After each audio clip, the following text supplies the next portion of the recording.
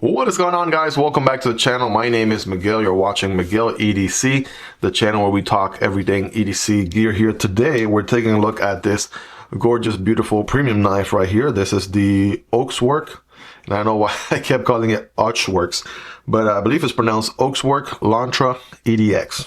Very, very interesting knife design here from Eric Ochs. And yeah, we're gonna get into it here with this knife. We're gonna talk about everything you need to know, the good, the bad, the ugly, everything else in between, right? I've gotten a chance to carry this knife for some time now. It did come to me via the Lefty EDC knife pass around, so shout out to Kevin for the opportunity to check this knife out. I did an unboxing on this knife some time ago, so check out the unboxing video if you haven't already after this video. But yeah, very premium, interesting design here from Eric, and we're gonna get into it here as we go. Of course, this knife and every other knife that you see in this video will be linked down below. It does help the channel if you end up making a purchase through those links, but that is entirely up to you, and obviously at absolutely zero extra cost. That being said, let's start things off with a quick size measurement overall here. This is a close to 6.75 inch, more like 6.68, all right, if you want to be exact.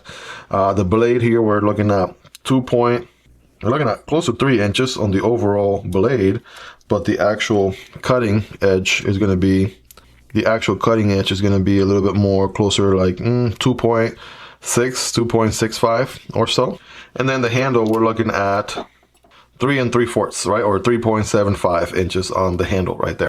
All right, so those are your overall measurements. Of course, we're working with a slightly smaller knife, so it's like a medium, I guess I'll call it. But here it is next to the PM2, and here it is next to the Para 3. So it is going to be smaller than the Para 3 by quite a bit, maybe like an inch, inch and a quarter, inch and a half. So that sort of kind of gives you a ballpark idea where this guy lands. Here's the Demko AD 20.5. And the smaller brother, the shark's foot.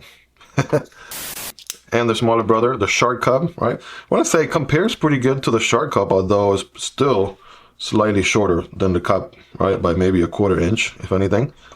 All right, take a look there. What about the Rap Model 1 and Rap Model 2? Yep, still smaller than even the Rap Model 2. And last but not least, here's the CJRB Pyrite and the Vosteed Raccoon. So check it out, right? These are more medium to large. And of course, the Lontra here is more small to medium. But again, just to give you a ballpark idea right there, right? If you own any of those knives, then you more or less kind of have an understanding where this guy lands. So what materials do we have that we're working with here? We have M390 in the blade here. We have a sort of like a drop point blade going on here. There is a satin finish, which almost looks like a bell satin, but they're saying it's just a satin finish on their website. It is a what they call a two-tone satin finish, okay? Nice little swatch here towards the front. Again, M390. I didn't see anything on the website as far as heat treatment, right? But I'm assuming at this price point, right, the heat treatment is pretty good.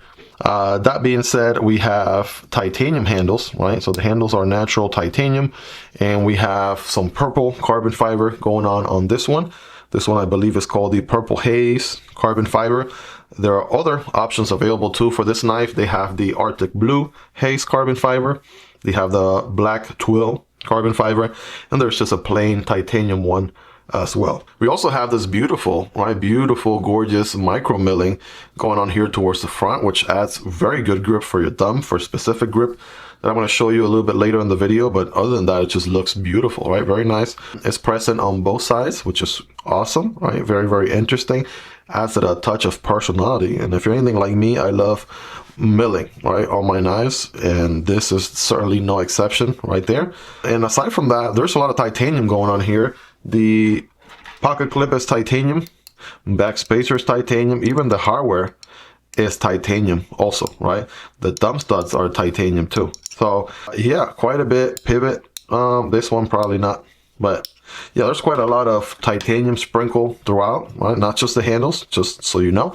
How's the action on this thing, right? Well, first of all, we have a front flipper deployment, and then we have thumb deployment and reverse flick. So let's start with the front flipper. First of all, you have a good jimping going on throughout. It's not very toothy, right? The grooves are nice and spaced out quite a bit.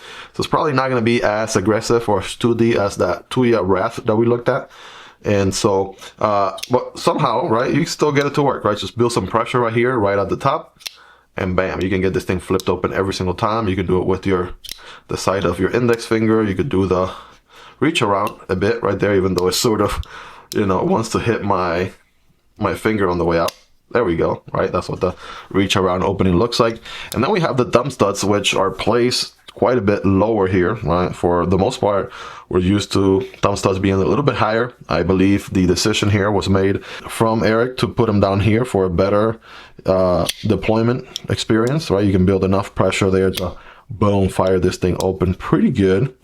There's just a slight bit of concern though with the thumb studs being placed where they are, that they might be in the path of the blade when cutting stuff, right? If you're cutting things using the full real estate on your blade, then these thumb studs are technically in the path of your cutting. So we'll talk a little bit more about that later in the video as well. So we have a frame lock on this one, right? Which is nice.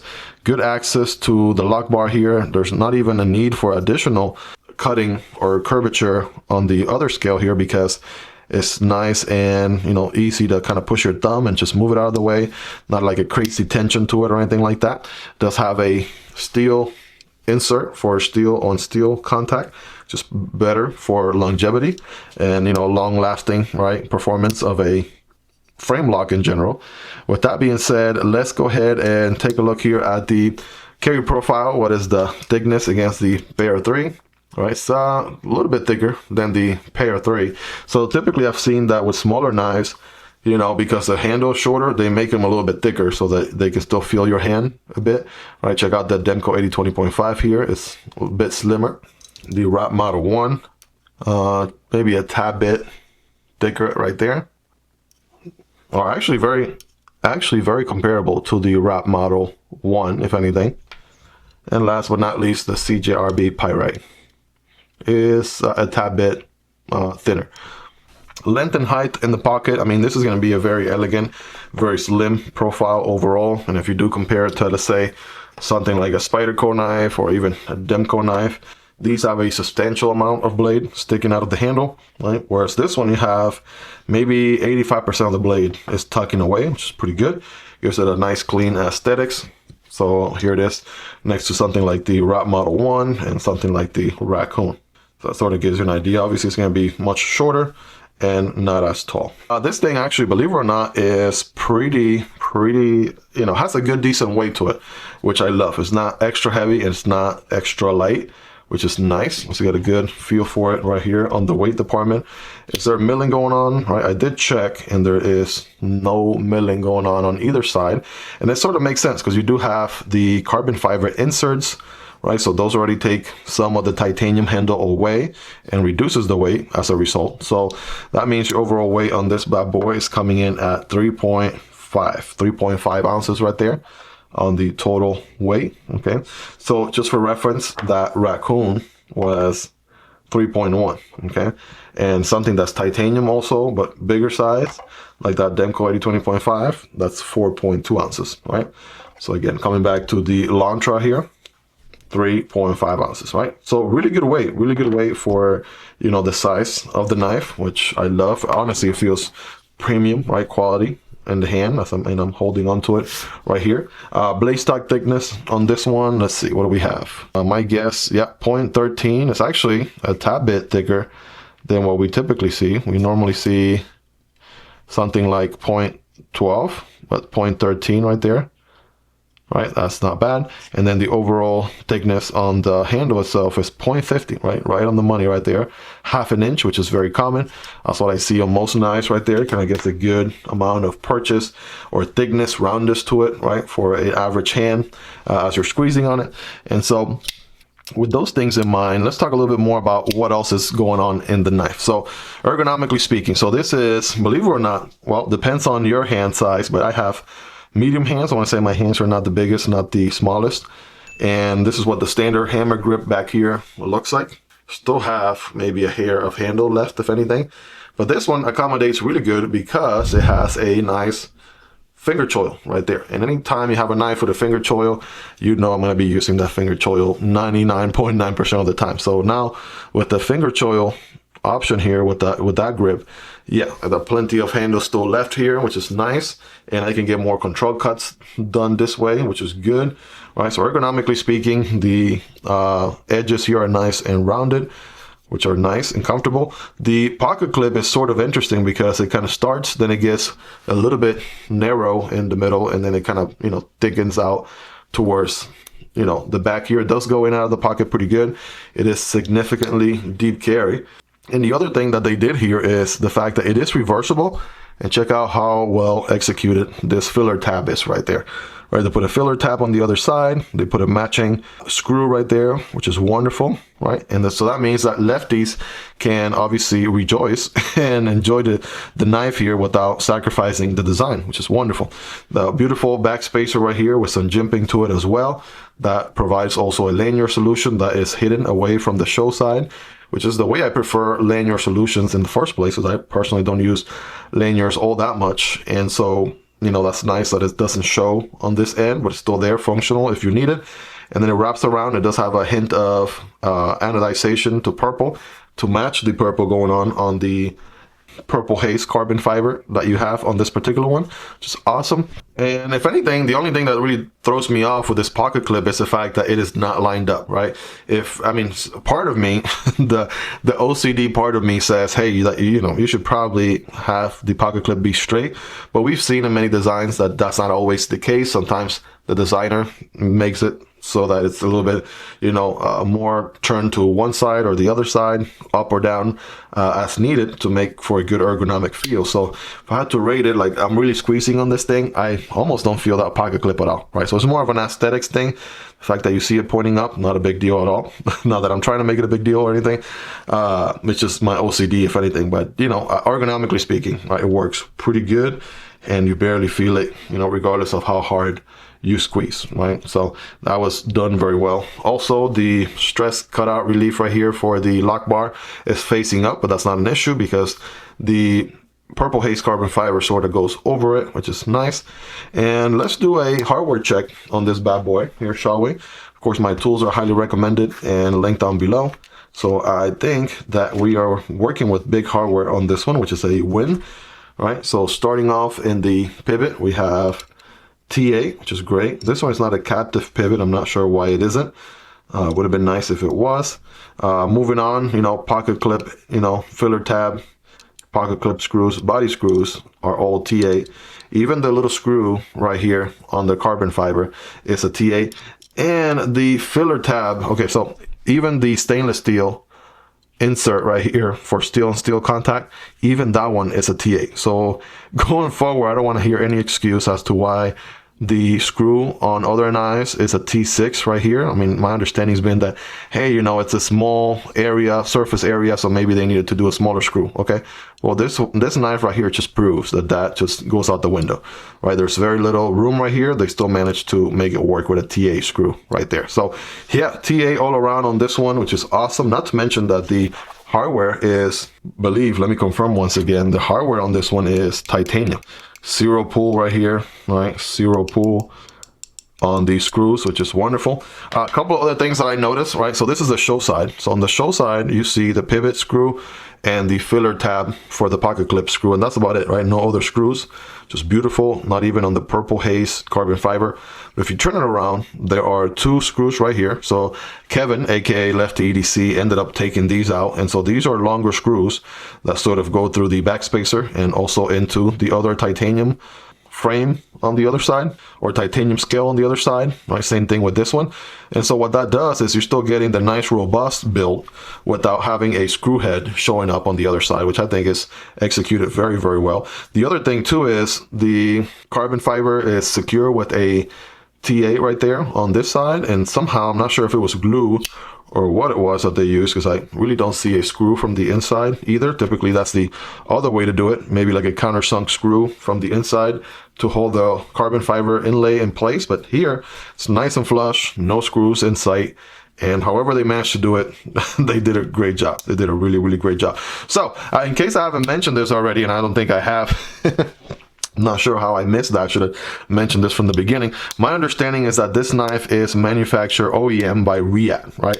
We already know Riat makes some of the highest quality knives coming out of China that we have seen in the industry for years, right? The competition is just barely catching up to Riat and the quality of work that they do. And so this knife, OEM by Riat, is honestly executed really, really well, extremely well, right? So nice and aligned right there, in case I haven't shown that yet. Nice alignment on the blade. This one again is on, I want to say, I feel like washers. All right, so we have bearings on this one. These are ceramic bearings. Even the detent is ceramic on this one, which is nice. Again, I mean, I'm telling you, the build on this one and the materials they're using all throughout, I mean, they're really putting everything premium that you would expect from a premium knife like this. All right, you got M390 on the knife, which is, M390, as long as it's heat treated well, it has a high edge retention and it has pretty good stainless steel properties to it as well. Again, the finish on this one is a two-tone, they call it a two-tone satin finish here. And this one is available at Blade HQ. Again, it's going to be linked down below. The price on this one comes in at, I think it's listed on the Ochs Worx website for about $300, but in the Blade HQ website goes for around $220 to $265. So, for a lot of people, they're thinking, for that price, well, the materials are there. The fit and finish, the quality is all there, right? So you just, the only other thing that you have to kind of love and understand about this knife is, it's going for a smaller form factor. My understanding is that this is the third model from a limited run from the EDX line from Ochs Worx. And yeah, I'm not very familiar with all the other models, but I mean, if they're like this or better, then I must say, I mean, I am very, very, very impressed with the work that Eric did here. Honestly, I love the looks of the knife. I had to give it a nice little wipe there so I can admire that blade, so you guys can see its full beauty here through and through. Love the heck out of the knife here. I mean, it's awesome. It also is a kind of knife that someone who loves smaller EDC knives will be into. For example, my wife, she doesn't like bigger knives. She likes smaller knives. And so this one and like the new Bestech Cricket one, and even knives like the Divo NIP right here, right, are sort of knives that appeal to her because she likes, sort of smaller knives. And there's nothing wrong with that. There's times where I carry a bigger knife and I complement it with a smaller knife. So honestly, it's a beautiful design. I like everything about it. I see this milling here that hasn't really been done in any other knife that I have seen up until this point. Also gives you a good grip here. So if you were sort of doing kind of a grip like this, for some reason to get control of that tip, right, you rest your thumb on it and that thumb is not going anywhere. That gives you maximum grip. Also for my middle finger wrapping around, maximum grip as well, which is good. My only concern would be the thumb studs being in the cutting path, if you will. So let's do some scientific paper cutting test, shall we? Let's see. Let's take a look. All right, here we go. Let's see. All right, there we go. Okay. All right, so check it out right there. It does get some swirls going on also. All right, let's get some full slices on this thing. Here we go. Yeah, this thing is going to slice very, very well. The M390 putting in work right there. Good edge, right? And keep in mind, this is not a brand new knife out of the box or anything. This thing has seen some use. All right, so we know I can do paper, right? What about some cardboard? So I have some everyday diaper box cardboard right here for testing purposes, single wall. And when cutting cardboard, all right, keep in mind you want to do it not perpendicular like this, but at an angle, and it will look something like this. All right, so let's see. All right, there we go. So as long as it gets a good initial bite, then it's just going to cut through with no issues. All right, but yeah, to prove a point, yes, this thing can definitely shred, destroy cardboard as well. You guys let me know in the comments, right? How sharp is this guy? How much of an edge has it retained? Right, let me know in the comments.